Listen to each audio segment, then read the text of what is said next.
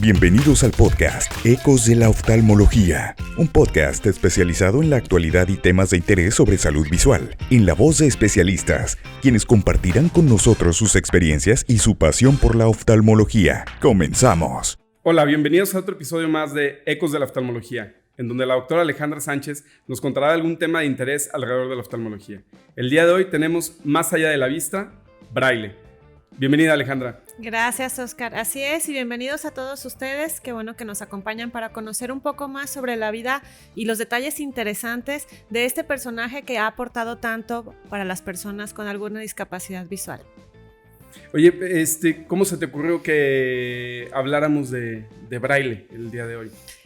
Me puse a pensar en los retos que debe suponer y sobre todo en algunos lugares en donde la infraestructura, los sistemas educativos, etcétera, no están preparados para poder apoyar en ese sentido a las personas con alguna discapacidad visual y lo complicado que debe de ser poder tener un desarrollo pues en ese sentido normal o lo más acercado posible a una persona que no tenga estas características y cómo podría ser mejor o peor el sistema en el que estamos, ¿no? Entonces eso me hizo pensar en este tipo de aportaciones tan importantes y cómo pues fue un parteaguas, pero me parece que fue tardío, porque vamos a ver que el invento como tal no requería una tecnología, un material, algo que no tuviéramos siglos atrás, simplemente era pues las ganas, ahora sí que el ingenio y sobre todo pues la iniciativa, ¿no? De hacer un sistema que pudiera apoyar a este tipo de población. Es interesante porque es algo que normalmente la gran mayoría de los oftalmólogos, y yo me incluyo ahí,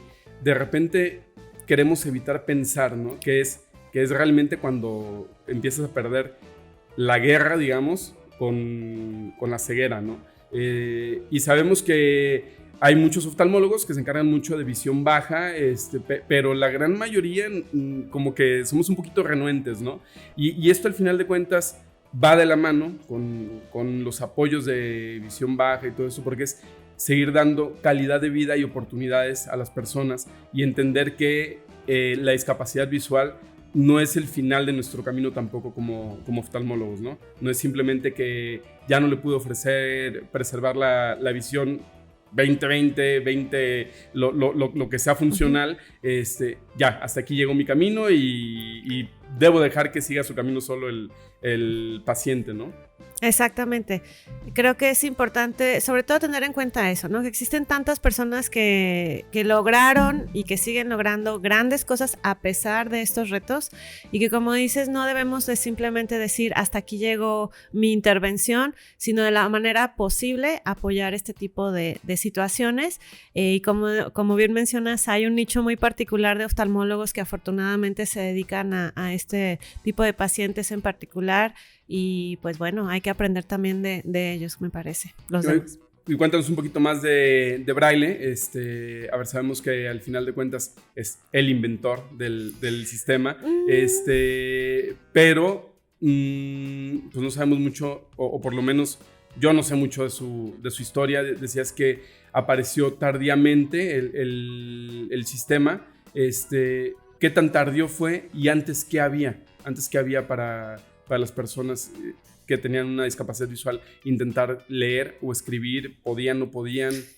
Esa es una excelente pregunta. De hecho, desde ahí debemos de considerar que pues Braille es quien refinó, vamos a decir, el sistema y quien gracias a aportar de su experiencia propia como persona invidente pudo mejorarlo de forma significativa. Pero ya existían antes otras personas que contribuyeron y otros sistemas que eran, pues bueno, no lo mejor, pero era mejor que nada, ahora sí que una opción viable. Pero bueno, para empezar, Braille nació en 1809, entonces hasta los 15 años, que me parece un punto a notar, que tan joven, él ya había desarrollado el sistema y inicialmente no tuvo una gran uso, ni siquiera en Francia, que es de donde él era, de un pueblo muy cerca de París, sino que se tardó un tiempo en hacerse global. Al principio solamente en la escuela para ciegos donde él estudiaba se empezó a utilizar, pero él se inspiró personas que previamente habían aportado, como decías. Primero había un sistema que fue desarrollado por Digámosle Howie de cariño y ya. Exacto. Sí, primero hubo un sistema desarrollado por un francés con un apellido muy difícil de pronunciar, Howie o algo parecido, en donde básicamente eran las letras normales, el alfabeto, vamos a decir, pero que estaba impreso de manera que estaba resaltado. Así que las personas podían tocarlo y pues identificar cada letra e ir leyendo así un texto, ¿no? Obviamente esto era muy poco práctico porque si ahora los libros en braille son gigantes, pues esos eran mucho más. Y además era difícil, sobre todo para los niños o para las personas que habían nacido, que habían adquirido los problemas visuales de forma muy temprana y que no conocían el alfabeto previamente, poderlo descifrar de entrada, vamos a decir. Pero igual me pretendo con la pronunciación del nombre tan particular. Sí. ¿Este sistema en qué año estamos hablando que se estuvo utilizando? O sea, muy recientemente a la época de Braille. O sea, sí, de hecho, él aprendió primero a leer con ese sistema. No estoy segura, me parece que fue en la segunda mitad de los 1700 cuando fue la primera. Porque estamos hablando que Braille desarrolla su sistema en el siglo XIX.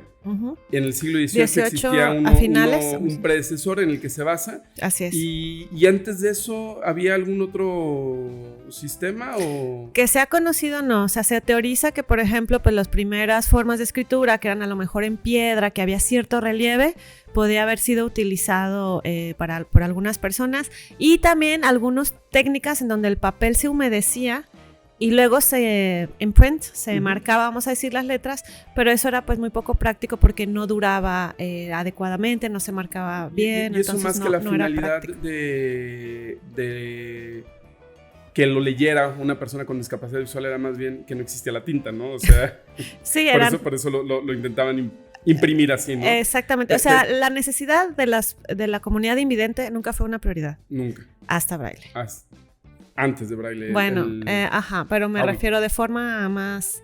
Howie también francés, dijiste, ¿verdad? Sí. O sea, en Francia es donde empiezan a tener esta inclinación por sí intentar ayudar. Decías que lo que hacía era nada más remarcar más las... Sí, en algún lugar leí que también había un sistema como con cera, que era cera en donde como se marcaban las letras. Me parece que había diferentes sistemas, pero básicamente ese era el método, o sea, el alfabeto resaltado con un relieve para que lo pudieran percibir. Okay. Y mencionabas que esto era muy complicado para las personas que ya nacían con la discapacidad visual, o sea que era un poquito más fácil para el que ya conocía el alfabeto. Exacto. Ya se imaginaba cómo, bueno, no se imaginaban, no se tenía que imaginar, ya sabía cómo se veía antes una A, una B. Y ya era más fácil intentar sentirla, ¿no? E imaginarse ahora sí que estaba sintiéndola e identificándola. Eso era la dificultad. Una persona que había nacido sin nunca haber visto una A, era más difícil que le explicaran esto es una A. Entonces, Braille no nació con una discapacidad visual. No, Braille a los 3 años, Louis, se llamaba su primer nombre, Louis estaba en el taller de su padre, quien se dedicaba a trabajar la piel, hacía arneses para caballos, y dentro de sus actividades era perforar la piel para este tipo de insumos. Y en una ocasión se retiró del taller el papá para hablar con un cliente o algo así, y el pequeño Louis estaba jugando con sus instrumentos. ¿De qué edad más o menos? 3 años. 3 años. Incluyendo un como pincho para hacer esos agujeros. Como era muy duro, se le resbaló y lesionó uno de sus ojos. En la mayoría de las fuentes encontré que fue el ojo derecho, pero desafortunadamente después tuvo una oftalmia simpática. Y entonces por eso perdió la visión del ojo izquierdo también. Afortunadamente sus papás, que me parece que fue un esfuerzo económico incluso, consiguieron algún tipo de apoyo, pudieron enviarlo a París a la escuela de ciegos. Estuvo primero en una escuela normal, 3 años más o menos, pero ya después pues, llegó un momento en donde no había forma de que continuara. Fue enviado a esta otra escuela y ahí hay historias de que el primero de los rectores al parecer no era una muy buena persona, los tenía los niños en condiciones muy, muy complicadas y desnutrición y experimentos médicos, una cosa muy bizarra. Pero bueno, ahí es en donde aprendió a leer con este sistema previo braille y algo muy importante, aprendió a tocar algunos instrumentos musicales como el piano, que para él fue muy importante también. Incluso él dentro de su sistema consideró las notas musicales y resto de símbolos relacionados, entonces demostrando, ¿no?, su pasión por la música y lo importante que fue para él. Estando ahí, Barbier, que fue un militar francés, llegó a ofrecer un sistema que también me parece muy importante considerarlo. Creo que también aportó significativamente al sistema, porque él, estando en la Armada, decía, ¿cómo podemos transmitirnos mensajes estando en las barricadas sin hacer, sin tener que prender la luz? Porque si nos mandamos papelitos con mueve el arma para acá o manda las tropas para allá, tenían que encender una luz, una antorcha. Exactamente. Entonces dijo, ¿cómo podemos comunicarnos? Y él inventó en un pedazo de cartón hacer hoyos en donde cada hoyo significaba una letra, etcétera, y podían tocarlo y seguir las instrucciones, ¿no? No le gustó al ejército esta opción, pero él dijo, bueno, ¿qué otro uso le podemos dar? Y a él se le ocurrió ir a la escuela y ofrecer, vamos a decir, este sistema. La primera vez que fue con el rector Malo, lo rechazó. Después hubo un cambio de administración en donde mejoraron mucho las condiciones y afortunadamente en esa ocasión sí pudo llevar su invento. Tenía 12 años, braille, y fue parte del grupo piloto, vamos a decir, que el rector dijo, bueno, vamos a intentarlo porque me parece muy inteligentemente, dijo, las mejores personas que pueden probar si esto funciona y les es útil o no, pues son los niños, son las personas con discapacidad visual. Entonces fue parte de ese grupo braille y él lo perfeccionó. Inicialmente, por ejemplo, eran 12 agujeros que eran necesarios para cada símbolo y él lo redujo a 6, que de hecho, no sé tú, pero yo francamente ni tenía idea de cómo era la configuración del braille. Son 2 columnas de 3 puntos paralelas, verticales una a otra, y dependiendo de cuál es el punto que está resaltado, es la palabra, el signo de puntuación, si es mayúscula, la letra. Bueno, vamos a ver que después ya hubo uno simplificado, que ya hay palabras, que por ejemplo, pero... bueno, the, and, ¿no? Ese tipo de conjunciones son una sola símbolo. Pero sí, inicialmente tienes razón, era una letra, un símbolo de puntuación. También otra cosa que llamó la atención es que cuando es mayúscula, por ejemplo, se pone antes un símbolo diferente. Cuando es un número también, es decir, del 0 al 9 son las letras A, B, C, D, F, G, H. Pero para denotar que es un número, antes se pone un símbolo particular, ¿no? Pero bueno, todos estos detalles fue lo que Louis perfeccionó, vamos a decir, de este sistema para hacerlo todavía más fácil de aprender para todos los niños. Tengo entendido que digo, yo había escuchado el del ejército, nunca había hecho la hilación con el braille. Tengo entendido que el del ejército era fonético, más que alfabético, que esa fue una de las, entonces sería una de las distinciones, y después digo, más que perfeccionarlo, él inventó su sistema, porque todo el alfabeto lo terminó inventando, o sea, en cómo se iba a ver ahí en traduciendo, los símbolos. Al principio usaba líneas también, puntos y líneas. Como clave Morse. Y después decidió eliminarlo y dejar los puros puntos. Y también ahorita un pequeño paréntesis hablando de lo fonético, me parece interesante también mencionar que en chino, por ejemplo, porque eso es también algo que sí me llamó la atención. En cada país, incluso si son del mismo idioma, pero por ejemplo Estados Unidos, Inglaterra, Australia, cada uno tiene su propio braille con sus propios códigos que varían un poco. Pero bueno, y en China, como son tantos miles de símbolos, ahí es fonético. Entonces ahí los símbolos de braille es un sonido. Y ahí sí se pasaron al fonético. Okay. Esa es una gran diferencia del braille chino con el resto del mundo. Ok. A ver, entonces ya, braille lo desarrolla. Braille, si perdió la visión a los 3 años, pues no creo que ya supiera leer a los 3 años. No. Entonces por eso él identificó que era difícil los otros sistemas para él. Y de ahí identifica esta necesidad de mudarse a este nuevo método, ¿no? Que permite ya que las personas con esta discapacidad visual puedan empezar a leer, y eso les va a permitir integrarse en otro tipo de funciones, ¿no? Anteriormente a esto, ¿qué hacía o a qué estaba limitado ya una persona con una discapacidad visual de este nivel en la sociedad? O sea, ¿qué impacto? Pues como ejemplo te puedo dar uno muchos siglos atrás, por ejemplo, Homero, que está la duda si era ciego o no, y algunas de las teorías que dicen que sí, probablemente sí, porque tendría sentido por su profesión. Los poetas, los músicos, eran personas que habitualmente, que no era tan difícil integrarse en ese tipo de actividades con una discapacidad visual. Esa podría ser una de las respuestas. Pero definitivamente el impacto que tuvo para integrarse a la sociedad y sobre todo en el tema académico, educativo, pues es innegable. Incluso Helen Keller, cuando fue el aniversario número 100 de la muerte de Braille, en un discurso, voy a parafrasear, pero dijo: Braille aportó a los ciegos lo que Gutenberg al resto de la humanidad. O sea, ese grado de importancia para esa comunidad.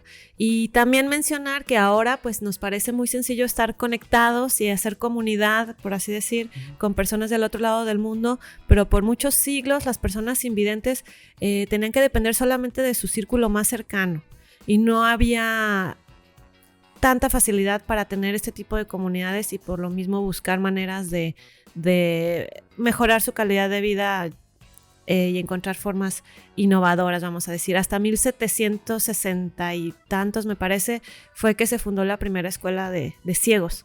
O sea, antes de eso, pues ahora sí que cada quien por su cuenta. Ok. El caso de Homero pareciera más anecdótico, ¿no? Porque, sí, primero habría que definir si sí o si no, y luego de ahí decir, oye, pues era lo que les esperaba ser poetas o músicos, pues no, más bien quedaban muy relegados de la sociedad. El tema de Helen Keller hasta se queda corto, ¿no? Creo que fue mucho más impactante que lo que fue Gutenberg y la imprenta para el resto de la humanidad. Es lo que hace Braille para la comunidad, ¿no?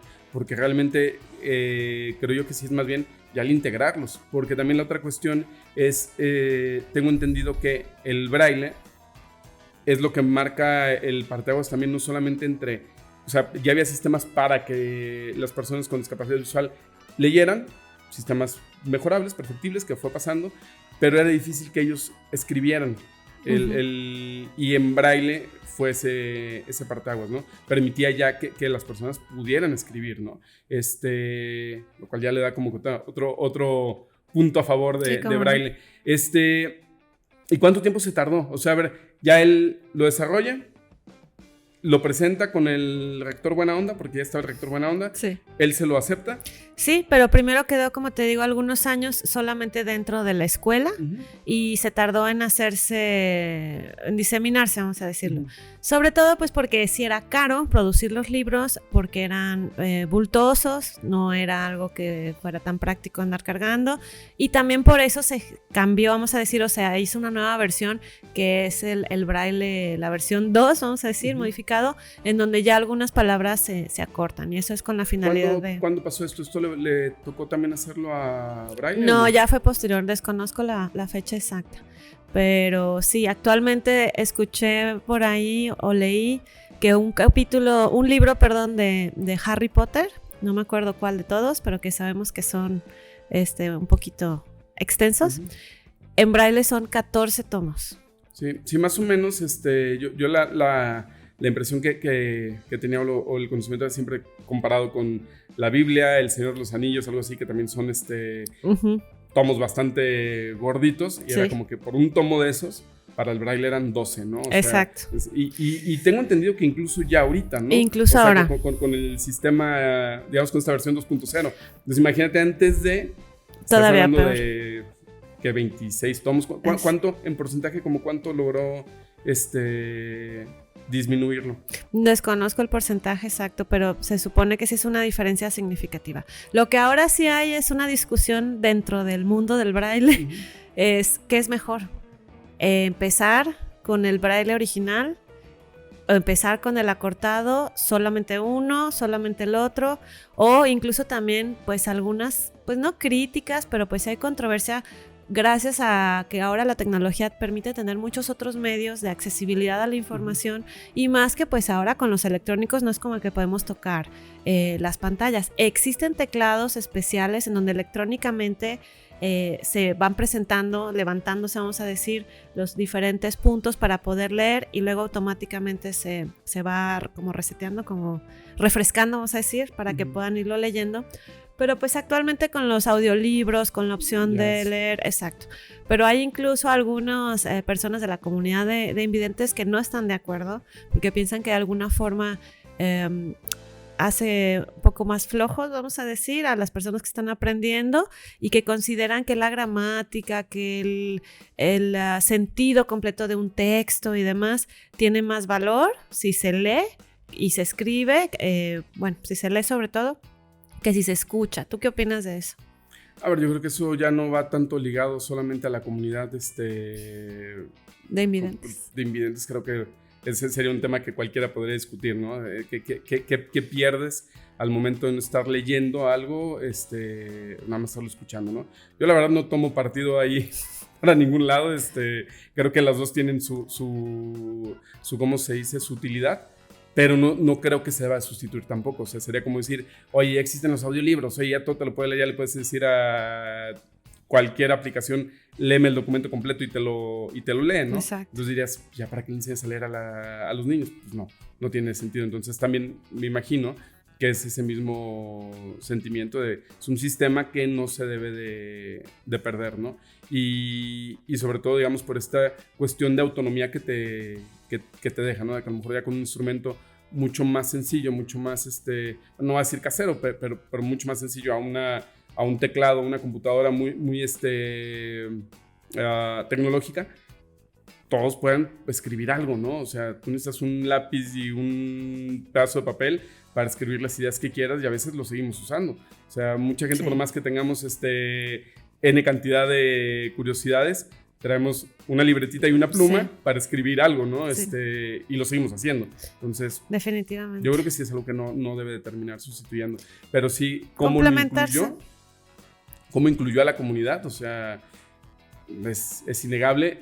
Definitivamente el peso que tuvo en aquel entonces al que tendría ahorita, pues obviamente ya no es igual, pero eso no deja de quitarle lo relevante, ¿no? Y lo importante. Definitivamente. Oye, y Braille, al final de cuentas, o sea, él vivió para atestiguar el gran impacto que había tenido, o no, o se quedó con la idea de que fue un buen invento que sirvió a mi comunidad, a mi universidad en París, bueno, a mi colegio en París, pero no logró atestiguar como... Sí alcanzó a notar el impacto, pero yo creo que no al grado que ha alcanzado a través del tiempo, definitivamente. Ojalá y lo hubiera sabido, pero bueno, creo que durante su vida debió haber sido muy satisfactorio para él, en mayor o menor medida, ver el impacto que había tenido, y sobre todo pues con esta comunidad que pues eran pues sus hermanos, ¿no? De alguna forma, bueno, yo me imagino, pero eran sus compañeros con los que vivió muchos años, así que estoy segura que haberlos ayudado, aunque sea un poquito, le habrá hacer sentido muy, muy bien. Sí, no, es un tema, insisto, es curioso porque como oftalmólogos pocas veces nos detenemos a pensar mucho en esto, ¿no? O sea, sí estamos ahí un poquito involucrados, pero no tanto.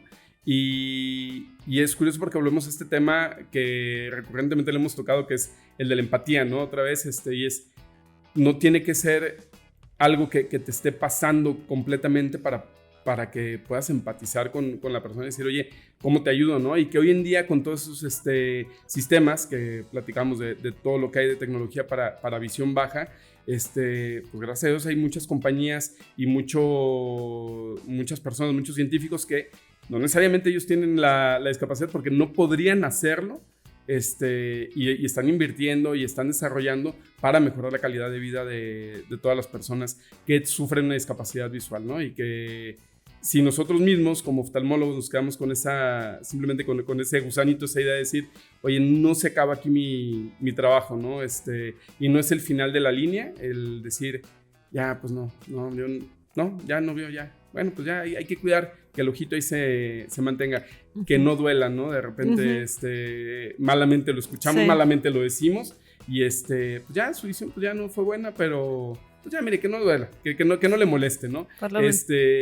Y es feo, ¿no? Porque más bien nosotros deberíamos de ser los primeros en impulsar, en aconsejarlos y en hacer estas conexiones, ¿no? O sea, hay quienes se dedican completamente a esto y de repente, y vuelvo a decirlo, me acuso de tenerlo ahí, lo tenemos olvidado, ¿no? En lugar de que todos tengamos ahí, como todo mundo tiene claramente el retinólogo de cabecera, confianza, el corneólogo de cabecera, tienes todo tu armamento. De repente yo diría, oye, de visión baja, todos tenemos a alguien, todos sabemos a dónde, qué es lo que sigue, ¿no? Y creo que muchas veces ese mismo miedo o ese sentir que es lo que te recuerda que fracasaste, ¿no? En lo que tú estabas intentando evitar, exactamente. Entonces es como que quitar la vuelta porque, pues, oye, no, pues al final de cuentas no es un fracaso, fracasamos y ahí lo dejamos, ¿no? Sí, no. Y en ese mismo sentido, y volviendo a todos los esfuerzos de la comunidad científica y demás, creo que también algo importante que podemos aprender todos en este ejemplo y aplicarlo en otros en la vida es como ese tema de la empatía es tan importante y escuchar a la persona que lo está viviendo, porque como dices, no podemos saberlo exactamente.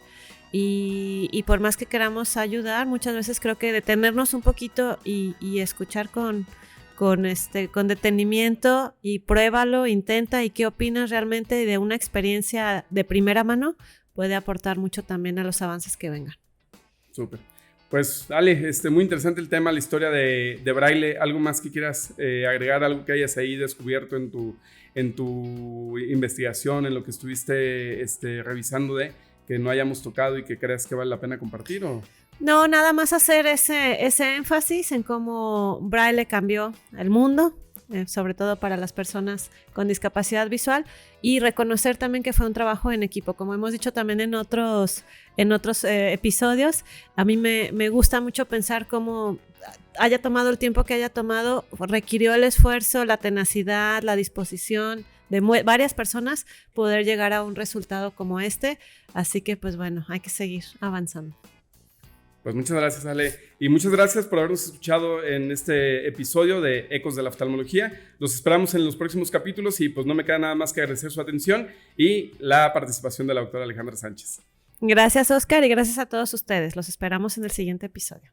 Llegamos al final de un capítulo más de Ecos de la Oftalmología, un podcast especializado en la actualidad y temas de interés sobre la salud visual. Hasta la próxima.